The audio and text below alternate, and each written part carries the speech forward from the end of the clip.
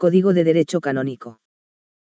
Del Sacramento de la Penitencia, Can 959-997. 959. En el Sacramento de la Penitencia, los fieles que confiesan sus pecados a un ministro legítimo, arrepentidos de ellos y con propósito de enmienda, obtienen de Dios el perdón de los pecados cometidos después del bautismo, mediante la absolución dada por el mismo ministro, y, al mismo tiempo, se reconcilian con la Iglesia, a la que hirieron al pecar. Capítulo I. De la celebración del sacramento. 960. La confesión individual e íntegra y la absolución constituyen el único modo ordinario con el que un fiel consciente de que está en pecado grave se reconcilia con Dios y con la Iglesia.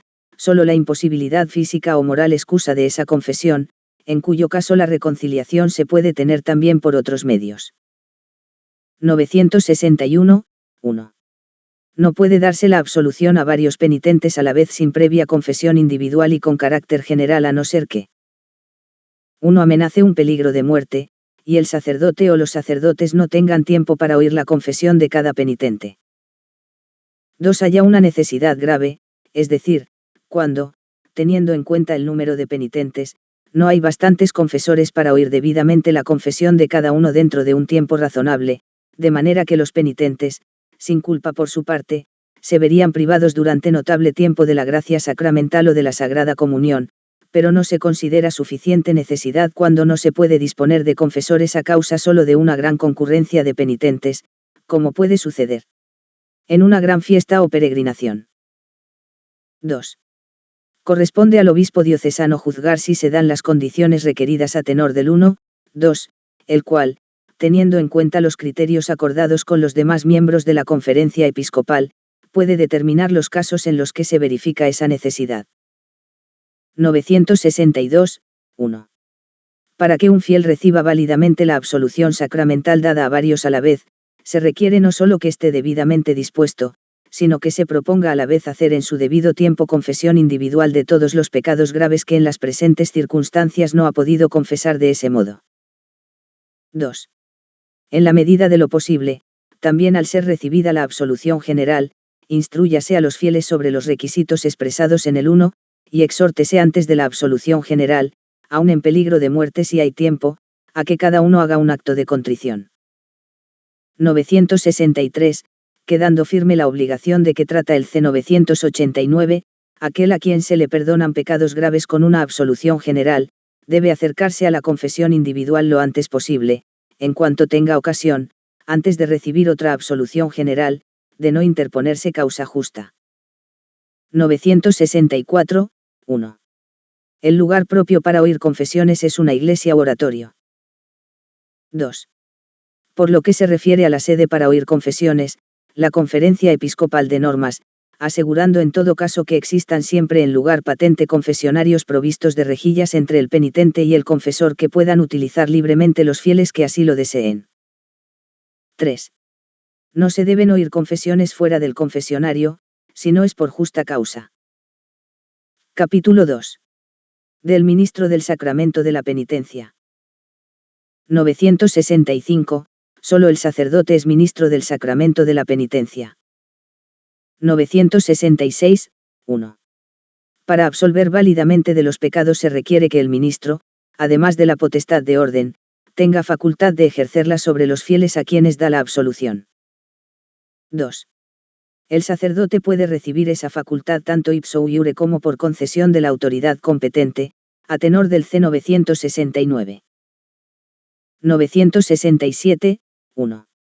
Además del romano pontífice, los cardenales tienen ipso iure la facultad de oír confesiones de los fieles en todo el mundo, y asimismo los obispos, que la ejercitan también lícitamente en cualquier sitio, a no ser que el obispo diocesano se oponga en un caso concreto.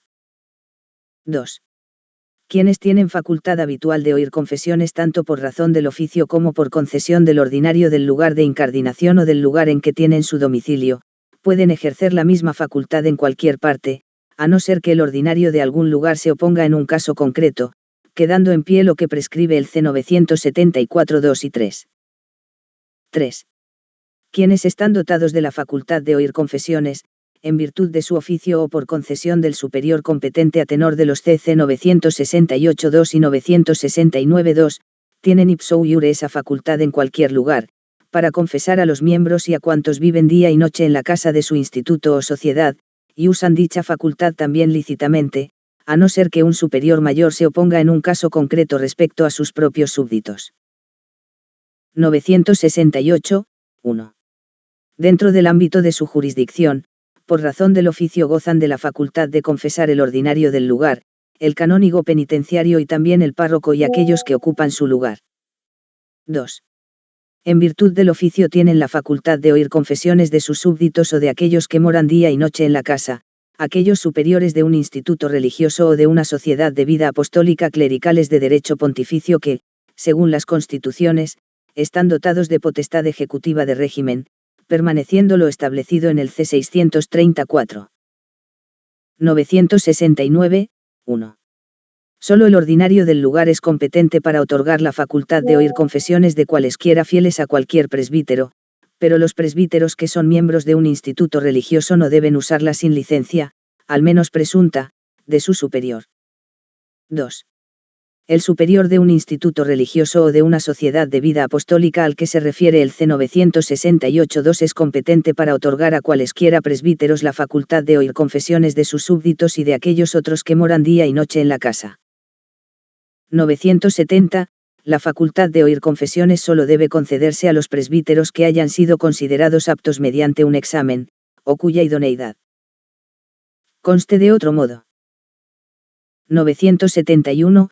El ordinario del lugar no debe conceder a un presbítero la facultad de oír habitualmente confesiones, aunque tenga el domicilio o cuasidomicilio dentro del ámbito de su jurisdicción, sin haber oído antes al ordinario del presbítero, en la medida en que sea posible.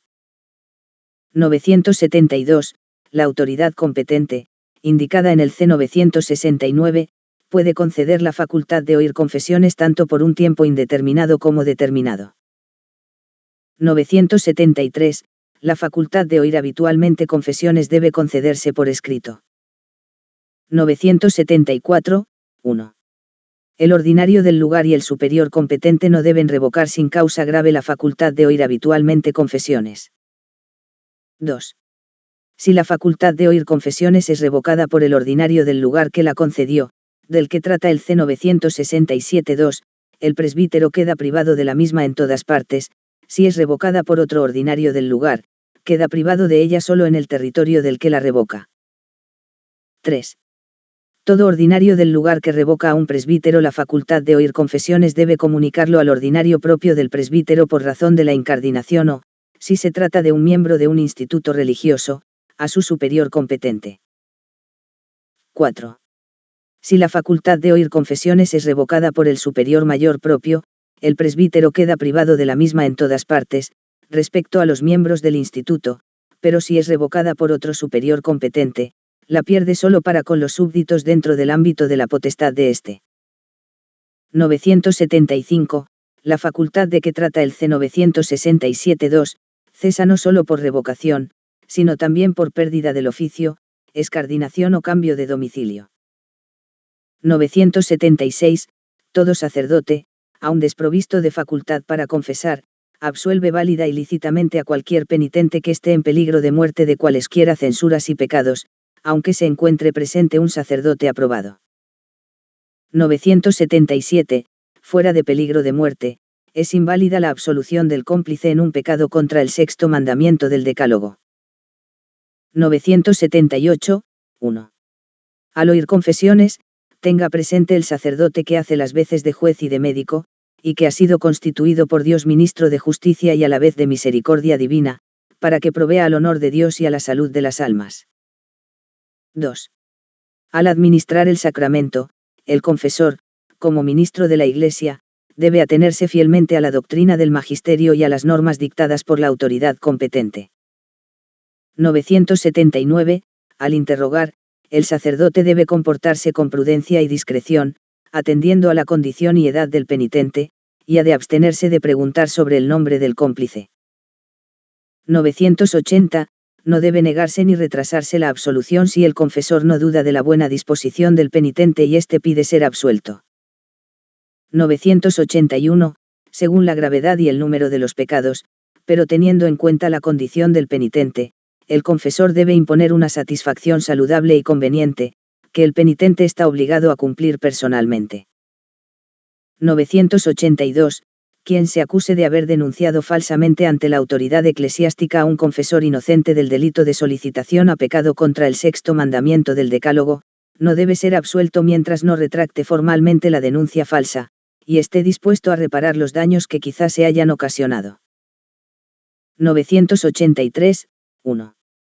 El sigilo sacramental es inviolable, por lo cual está terminantemente prohibido al confesor descubrir al penitente, de palabra o de cualquier otro modo, y por ningún motivo. 2.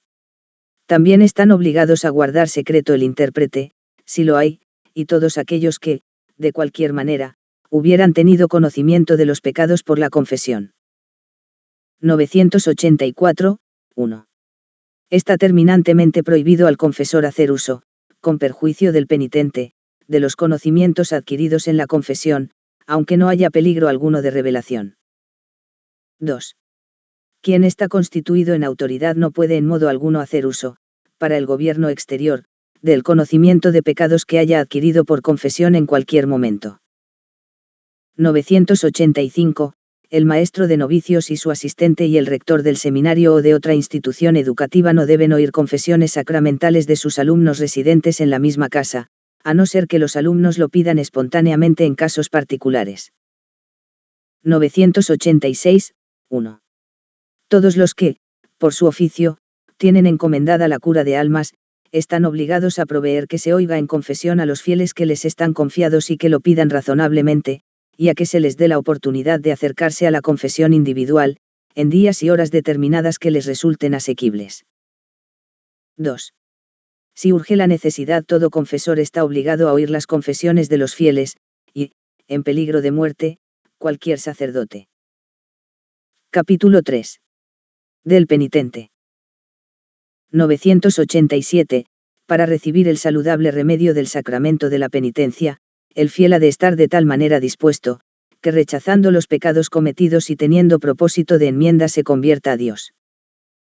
988. 1. El fiel está obligado a confesar según su especie y número todos los pecados graves cometidos después del bautismo y aún no perdonados directamente por la potestad de las llaves de la Iglesia ni acusados en confesión individual, de los cuales tenga conciencia después de un examen diligente. 2. Se recomienda a los fieles que confiesen también los pecados veniales. 989. Todo fiel que haya llegado al uso de razón, está obligado a confesar fielmente sus pecados graves al menos una vez al año.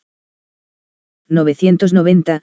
No se prohíbe a nadie la confesión mediante intérprete, con tal de que se eviten abusos y escándalos, sin perjuicio de lo que prescribe el C. 983-2.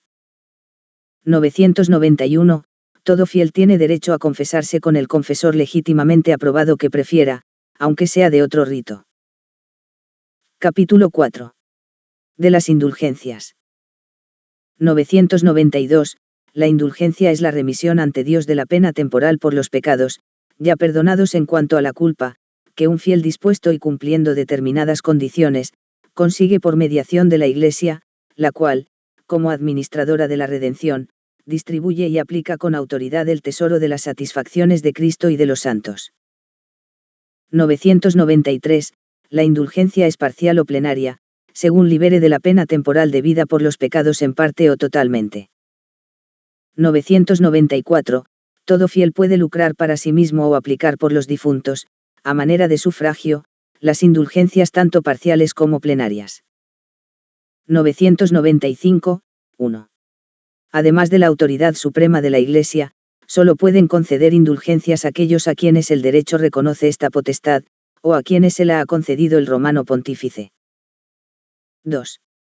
Ninguna autoridad inferior al romano pontífice puede otorgar a otros la potestad de conceder indulgencias, a no ser que se lo haya otorgado expresamente la sede apostólica. 996. 1. Para ser capaz de lucrar indulgencias es necesario estar bautizado, no excomulgado, y hallarse en estado de gracia por lo menos al final de las obras prescritas. 2. Sin embargo, para que el sujeto capaz las lucre debe tener al menos intención general de conseguirlas, y cumplir las obras prescritas dentro del tiempo determinado y de la manera debida, según el tenor de la concesión. 997. Por lo que se refiere a la concesión y uso de las indulgencias, se han de observar además las restantes prescripciones que se contienen en las leyes peculiares de la Iglesia.